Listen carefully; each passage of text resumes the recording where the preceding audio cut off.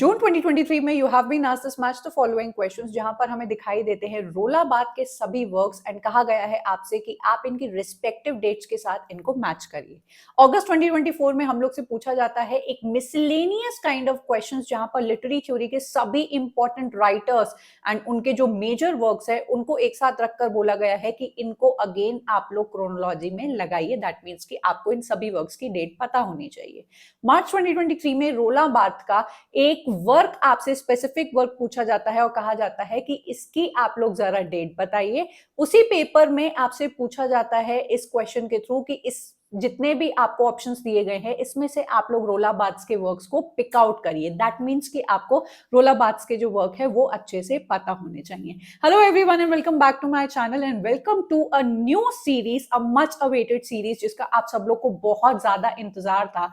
हम लोग आज से स्टार्ट कर रहे हैं एक ऐसी क्रोनोलॉजी बेस्ड सीरीज जहां पर हम लोग अपने लिटरेचर के अंदर आने वाले उस हर मेजर एंड इंपॉर्टेंट राइटर को उठाएंगे, उनके जितने भी इंपॉर्टेंट वर्क्स है सबसे पहले तो उसकी लिस्ट को देखने वाले हैं, उसकी प्रॉपर मैं डेट आपको देने वाली हूं ताकि आप लोग उसको अपने नोट्स में लिखकर अपने नोट्स को उसको क्रैम करना स्टार्ट कर दे। बोलते हुए तो अच्छा नहीं लग रहा है, पर हम लोग के एग्जाम में जिस तरीके से the number of chronology based questions are being asked, we are not going to leave any stone unturned. हम लोग आज से ही रटना स्टार्ट कर देंगे। देखो, हमें सारे राइटर्स को तो नहीं रटना है, पर मेजर राइटर्स के वर्क्स को तो हम लोग को लर्न करना ही पड़ेगा, जो हम लोग इन वीडियोस के थ्रू करने वाले हैं। तो आज के हमारे मोस्ट इंपॉर्टेंट राइटर हैं रोलाबाद। आपने अगर पिछले अटेम्प्ट्स दिए हैं या फिर आप क्वेश्चंस लगाते रहते हैं तो आप सब लोग इस बात से अग्री करेंगे कि रोलाबाद एक ऐसे राइटर बन चुके हैं हमारी लिटरेरी थ्योरी के अंदर, स्ट्रक्चरलिज्म के अंदर ये आते हैं, जिनसे एक एग्जाम में हम लोग को कभी कभी 2, 3 या 4 क्वेश्चंस एक ही शिफ्ट में देखने को मिल जाते हैं। तो ये एक बहुत ही इंपॉर्टेंट राइटर बन चुके हैं। आज हम लोग इस वीडियो के थ्रू इनके ना सिर्फ इंपॉर्टेंट वर्क्स के बारे में जानेंगे, उनकी मैं प्रॉपर आपको डेट दे दूंगी ताकि आप उसको रटना स्टार्ट कर दें। साथ ही साथ लगे हाथ हम लोग उनके टर्म्स भी डिस्कस कर लेंगे and lastly as we always do, कैसे टाइप के क्वेश्चंस आपके एग्जाम में अपार्ट फ्रॉम क्रोनोलॉजी या क्रोनोलॉजी बेस्ड पूछे जा रहे हैं उसको भी हम लोग इसी वीडियो के थ्रू देखेंगे। तो as you can see on your screens, I always connect a particular writer और a theorist to his theory या फिर कौन सी एज से वो बिलोंग करता है। आपके जो रोलाबाद है वो आपकी मोस्ट आस्क्ड थ्योरी स्ट्रक्चरलिज्म के अंदर से आते हैं। ये स्ट्रक्चरलिज्म का पार्ट है and structuralism as a theory आप सभी को पता होना चाहिए, कहने की कोशिश करती है कि nothing can exist in isolation. आपके लैंग्वेज या टेक्स्ट के कॉन्टेक्स्ट में अगर हम लोग बोले तो स्ट्रक्चरलिज्म का मानना होता है कि कोई भी सिग्निफायर और सिग्निफाइड एक लैंग्वेज के अंदर इंटरलॉकिंग सिस्टम बनाता है एंड उसकी जो आइडेंटिटी है वो उस पर्टिकुलर लैंग्वेज के अंदर होने की वजह से ही होती है। सो स्ट्रक्चरलिज्म मैंने कई बार आपको समझाया है, आप उन वीडियोस को देखकर ऑलरेडी स्ट्रक्चरलिज्म को समझ सकते हैं। स्ट्रक्चरलिज्म के अंदर सिर्फ रोलाबाद एक इंपॉर्टेंट राइटर नहीं है जिनसे आपकी क्रोनोलॉजी बेस्ड क्वेश्चंस पूछे जाते हैं। Mikhail बाख्तिन is also a writer, theorist, जिनसे अगेन क्वेश्चंस पूछे जाते हैं। आगे आने वाले वीडियोस में हम लोग इनको भी कवर करेंगे। फर्डिनेंड डे सश्योर के टर्म से बहुत ज्यादा क्वेश्चंस पूछे जाते हैं, डेट इनकी नहीं पूछी जाती है बिकॉज आप सबको पता होगा कि फर्डिनेंड डे सश्योर ने अपनी लाइफ टाइम में कोई ऐसा वर्क पब्लिश नहीं कराया था। इनके स्टूडेंट्स ने ही इनका कोर्स इन जनरल लिंग्विस्टिक्स को पब्लिश कराया था 1960s में। तो व्हेन आई टॉक अबाउट रोलाबाद, आपको यहाँ पे 11 जो टेक्स्ट है उनकी नाम दिखाई देते हैं, सबसे पहले डेट दिखाई देती है। Now you must be thinking कि मैम क्या इनके सिर्फ इतने ही वर्क्स हैं? तो ऐसा बिल्कुल भी नहीं है, इनके और भी बहुत ज्यादा वर्क्स हैं। आपकी कैपेबिलिटी अलाउ करती है तो आप उनको जाकर विकिपीडिया पे सर्च करके पढ़ सकते हैं। पर me being your guide and your teacher, मैं आपको नहीं बोल सकती हूँ कि ये लो 50 वर्क्स की लिस्ट पकड़ लो एंड जाओ जाके इसको रट लो जाके। हम लोग को नैरो डाउन करना पड़ेगा कुछ ऐसे इंपॉर्टेंट वर्क्स की लिस्ट को जो हमेशा पूछे जाते हैं एंड जो एक राइटर के मोस्ट इंपॉर्टेंट वर्क्स माने जाते हैं।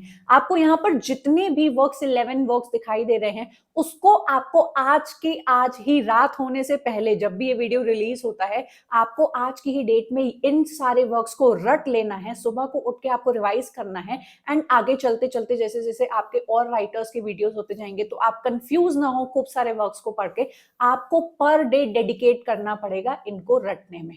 आपको सबसे पहली चीज क्या रटनी है कि डेट का आपको अभी इतना ज्यादा बोल सकते हैं कि you do not have to be heavy on your part.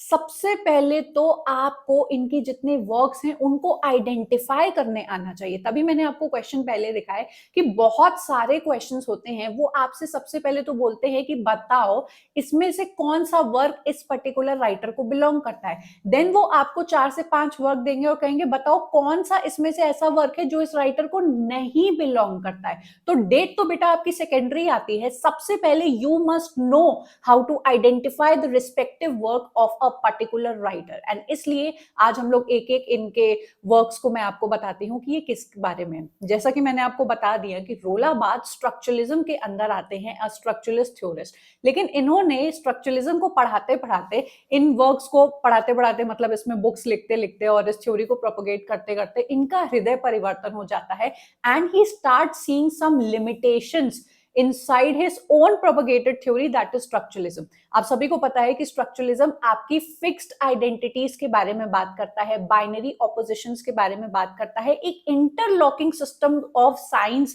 And symbols के बारे में बात करता है।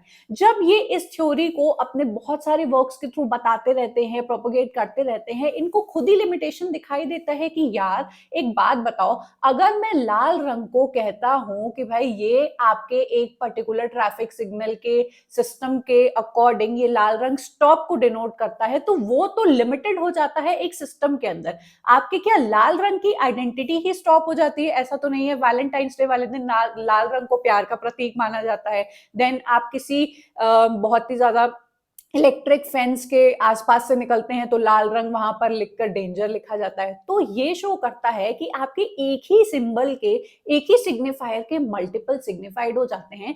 एंड इसी वजह से ये धीरे धीरे पोस्ट स्ट्रक्चरलिस्ट थ्योरी को प्रोपोगेट करने लगते हैं एंड उसके बारे में बात करने लगते हैं। तो ये तो रोला बार्थ में आप जाके सेपरेटली पढ़ सकते हैं। आपको बहुत ज्यादा जरूरी है ये चीजें बताना जिसके थ्रू आप लोग इनके वर्क्स को पहचान पाएंगे। सबसे पहला इनका वर्क है राइटिंग डिग्री जीरो, 1953 में ये पब्लिश होता है। इस पर्टिकुलर वर्क के अंदर ये बात करते हैं न्यूट्रल राइटिंग के बारे में। लोगों को लगता है कि न्यूट्रल राइटिंग जैसी कोई राइटिंग होती ही नहीं है। हमेशा एक राइटर अपनी आइडियोलॉजीज एंड अपनी जो चॉइसेस होता है वो एक वर्क में थोप देता है एंड दैट इज वाई ये बात करते हैं कि न्यूट्रल राइटिंग जैसी भी कोई चीज होती है जिसको इन्होंने राइटिंग डिग्री जीरो बुलाया है। सो 1953 में ये वर्क पब्लिश हुआ है। आपको याद रखना, अपने दिमाग में बैठाना स्टार्ट कर लेना है। देन इन्होंने बात की है माइथोलॉजीज के ऊपर, जो कि इनका मोस्ट इंपॉर्टेंट वर्क माना जाता है। अगर आप इस वीडियो को देखने के बाद या फिर साइड बाय साइड आप विकिपीडिया पे सर्च कर लेते हैं तो माइथोलॉजीज इनका most important work notable works में लिखा जाता है 1957 का। और इससे बहुत सारा क्वेश्चन भी पूछे गए हैं जिसके अंदर मिथ्स का क्या रोल है हमारे डेली बेसिस के लाइफ में। हम लोग किस तरीके से नॉर्मल ऑब्जेक्ट्स में भी मिथिकल बोल सकते हैं हिडन मीनिंग्स निकाल लेते हैं और उसका फिर सिग्निफायर एंड सिग्निफाइड निकाल के अपनी डेली लाइफ को रूल करने लगते हैं, उसके बारे में इसके अंदर बात की गई है। Then we have elements of semiology. Semiology which is also known as a field of जो लिंग्विस्टिक्स के अंदर आता है, जिसको हम लोग सिमियोटिक्स कहते हैं, which is the study of science and symbols. मैं आपको बता दूं कि रोला बार्थ थ्योरिस्ट होने के साथ साथ एक फ्रेंच फिलोसोफर एंड ये एक सीमियोटिशियन भी रहे हैं। सीमियोटिक्स की फील्ड में इनका बहुत बड़ा योगदान है क्योंकि ये स्ट्रक्चरलिज्म को बिलोंग करते हैं। तो जितने भी सीमियोटिशियंस हैं, जैसे कि हमारे इसी पर्टिकुलर स्ट्रक्चरलिज्म के अंदर आ जाएंगे हमारे Ferdinand de Saussure, we have Charles Sanders Peirce. इन लोगों ने सिंबल्स के बारे में, सिग्निफायर्स के बारे में, एक पर्टिकुलर ऑब्जेक्ट या शब्द क्या सिग्निफाई कर रहा है, क्या एक मेंटल ऑब्जेक्ट बना रहा है आपके दिमाग में, इन सभी के बारे में इन लोगों ने बात की है। तो इससे क्वेश्चन पूछे जाते हैं, इस बात को आप लोग याद रखिएगा। Elements of semiology 1964। Then we have सर्जर एंड एसे 1970। बहुत इंपॉर्टेंट वर्क है ये इनका। इसके इस पर्टिकुलर वर्क के अंदर इनके जो मेजर टर्म्स आते हैं, जैसे रीडरली एंड राइटरली टेक्स्ट का जो इनका सबसे इंपॉर्टेंट कॉन्सेप्ट है जिसमें आपके एग्जाम्स में रिपीटेड क्वेश्चंस पूछे गए हैं, वो इसके अंदर आता है। पॉलीसेमी के कॉन्सेप्ट के बारे में इन्होंने इसी पर्टिकुलर वर्क के अंदर बात की है। तो ये जो वर्क है, जो मैं आपको वर्क्स अभी ये भी बताऊंगी कि कौन से वर्क्स को आपको डिटेल में पढ़ना है, ठीक है। सर्जर 1970 में पब्लिश हुआ था। Then we have the empire of science. अब क्योंकि मैंने आपको बता दिया कि रोला बार्थ एक सीमियोटिशियन थे, सीमियोलॉजी एंड साइंस एंड सिंबल्स की स्टडी करते थे, तो अब अगर कुछ सीमियोटिक्स से रिलेटेड आएगा तो आपके दिमाग में तुरंत क्लिक करेगा कि हाँ मैम ने पढ़ाया था, सीमियोलॉजी से रिलेटेड, साइंस से रिलेटेड कोई भी आपको ऐसा वर्क दिखाई देगा तो आप इनको इजीली क्लिक कर पाएंगे। ये जो आपका वर्क है 1970 में आता है। आप ध्यान से देखिएगा कि ये भी 1970 में आया है और ये भी 1917 में है, ठीक है। Then we have the pleasure of text 1973। We have image, music and text. मैंने आपको अभी अभी आगे क्वेश्चन दिखाया था कि इमेज, म्यूजिक एंड टेक्स्ट इनका एक सिंगल वर्क उठा के पूछा गया कि बताओ ये कौन सी आपकी डेट में पब्लिश हुआ है। तो इसी तरीके से कभी भी कोई भी क्वेश्चन आपसे पुट अप हो सकता है। Then we have death of the author, 1967 में पब्लिश होने वाला ये एक एसे है एंड ये आपके रोला बार्थ का मोस्ट इंपॉर्टेंट बोल सकते हैं मैग्नम ओपस माना जाता है, जिसके अंदर आपको इसी पर्टिकुलर वर्क के अंदर इनका transition from structuralism to post structuralism देखने को दिखाई देगा, जहां पर जितने स्ट्रक्चरलिस्ट हैं वो ऑथर की आइडेंटिटी एंड ऑथर की ऑथरशिप एंड ओनरशिप के ऊपर बात करते हैं और फिक्स्ड आइडेंटिटीज को प्रोपोगेट करते हुए दिखाई देते हैं। इस पर्टिकुलर वर्क के थ्रू हमें इनका हृदय परिवर्तन दिखाई देता है, जहां पर ये बोलने की कोशिश करते हैं कि जब एक पर्टिकुलर राइटर ने अपने टेक्स्ट को पब्लिश करा दिया उसकी डेथ हो जानी चाहिए, नॉट लिटरली, बट हम लोग किसी भी पर्टिकुलर टेक्स्ट को जब जज करते हैं, हम लोग जब पढ़ते हैं तो हम लोग बहुत सारी ऑथर के इंटेंशंस उसमें थोप देते हैं कि ऑथर का ये मीनिंग होगा, उसने ये कहने की कोशिश की होगी, ये जो पर्टिकुलर इवेंट हमें दिखाई देता है वो उसकी लाइफ से इंटरकनेक्टेड होगा। तो ये कहते हैं कि ऐसा बिल्कुल भी नहीं है कि आपको ऑथर के पॉइंट ऑफ व्यू से या ऑथर ने क्या सोच के इस टेक्स्ट को लिखा है उसके अकॉर्डिंग आपको जज करना चाहिए। जन्म हो जाना चाहिए आपके रीडर का, जो अपनी कैपेबिलिटीज एंड अपने सोशल स्टैंडिंग के अकॉर्डिंग एक ही टेक्स्ट के मल्टीपल मीनिंग्स निकाल सकता है। मैंने आपको ये समझाने के लिए बहुत अच्छे एग्जांपल्स दिए हैं, जैसे एनिमल मूवी आई थी आपकी, बहुत सारे लोगों ने देखी थी। जब वो मूवी नई नई रिलीज हुई थी तो सब लोग उसको बहुत ही माचो टाइप की मूवी बता रहे थे एंड कि मेल को इस तरीके से दिखाया है, wow, and girls were going gagas over कि यार ऐसा मेल होना चाहिए, इतना powerful and all such things. धीरे धीरे जैसे जैसे वो जो मूवी है वो बहुत फैलती है एंड लोगों तक पहुंचती है तो बहुत सारे उसमें से फेमिनिस्ट लोग निकल के आ जाते हैं कि this is not the way कि आपकी फीमेल्स के साथ इस तरीके से उस बंदे ने ऑब्जेक्ट जैसा बिहेव किया है एंड वुमेन का पोर्ट्रेयल बहुत ही घटिया तरीके से दिखाया गया है। तो यू सॉ कि एक ही मूवी के बहुत सारे जो रीडर्स है, ऑडियंस है, वो अपना अपना मल्टीपल मीनिंग्स निकाल लेती है and that is what we call death of the author, कि रीडर का जब जन्म होता है तो वो अपने मल्टीपल मीनिंग्स को निकाल लेता है, ठीक है।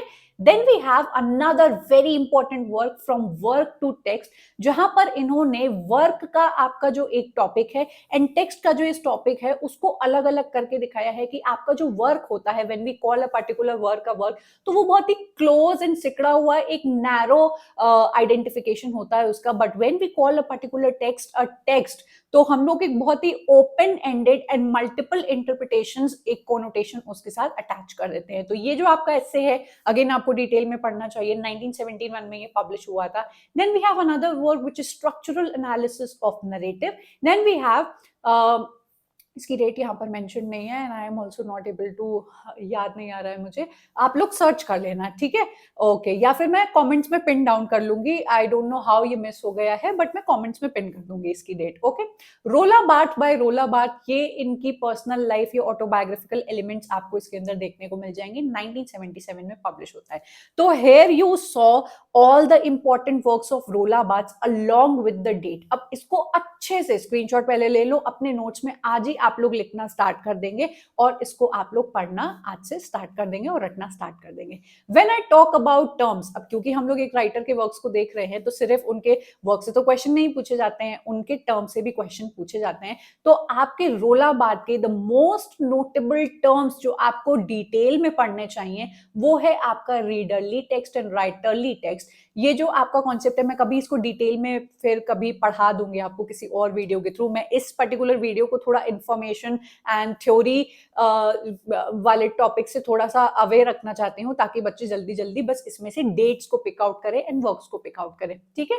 टेक्स्ट लिजिबल एंड टेक्स्ट स्क्रिप्टेबल, क्योंकि आपके यूजीसी नेट वाले आप लोगों को कंफ्यूज करने के लिए कोई भी ऐसा रास्ता छोड़ते नहीं है। तो रीडरली टेक्स्ट को हम लोग टेक्स्ट लिजिबल बोलते हैं एंड राइटरली टेक्स्ट को टेक्स्ट स्क्रिप्टेबल बोलते हैं, इस बात को याद रखिएगा। वी हैव 5 नरेटिव कोड्स, इनके 5 नरेटिव कोड्स हैं जिनसे आपके एग्जाम में क्वेश्चन पूछे गए हैं। काफी सारे हर्मेन्यूटिक कोड है और भी बहुत सारे कोड है, उनकी आपको लिस्ट पता होनी चाहिए। डेथ ऑफ द ऑथर इनका एसे भी है और इनका कॉन्सेप्ट भी है, तो इसको याद रखिएगा।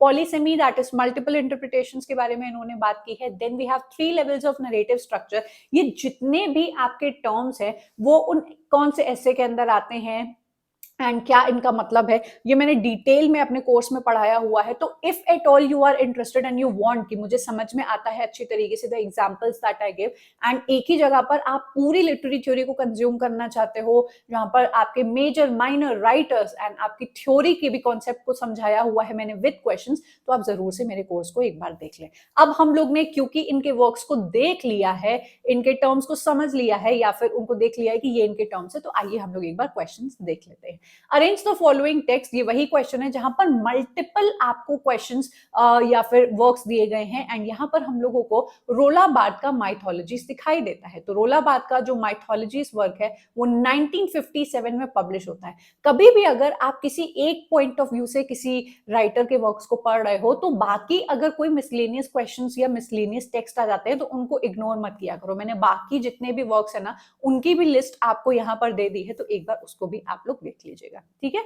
Which among the following is not written by Edward Said? Edward Said again is a very important writer post colonial theory में से, जिनको अगेन हम लोग इसी सीरीज के अंदर अलग से पढ़ेंगे, क्योंकि इनके भी बहुत सारे वर्क्स ठीक रोला बार्थ की तरह पूछे जाते हैं, तो इनको हम लोग आगे देखने वाले हैं। आपका कौन सा वर्क ऐसा है जो यहाँ पर एडवर्ड साइड को बिलोंग नहीं करता है? ये है आपका इमेज म्यूजिक एंड टेक्स्ट। ये जो वर्क है आपके रोला बार्थ का 1977 में पब्लिश हुआ था एंड ये एडवर्ड साइड को बिलोंग नहीं करता है। Then we have the question June 2023 में पूछा गया, writing degree 0, we have mythologies, we have empire of science, then we have pleasure of the text. कौन सा आपका वर्क किसके साथ जो डेट है मैच करती है? Writing degree 0 is 1953, mythologies 1957, we have empire of science 1970, pleasure of text 1973। आप ध्यान दीजिएगा, इनका ये जो वर्क है माइथोलॉजीज अभी तक 2 बार पूछा जा चुका है, 1957 में ये आया है। तो जितनी बार आप क्वेश्चंस को देखें एंड उसमें से कुछ भी रिपीट होए,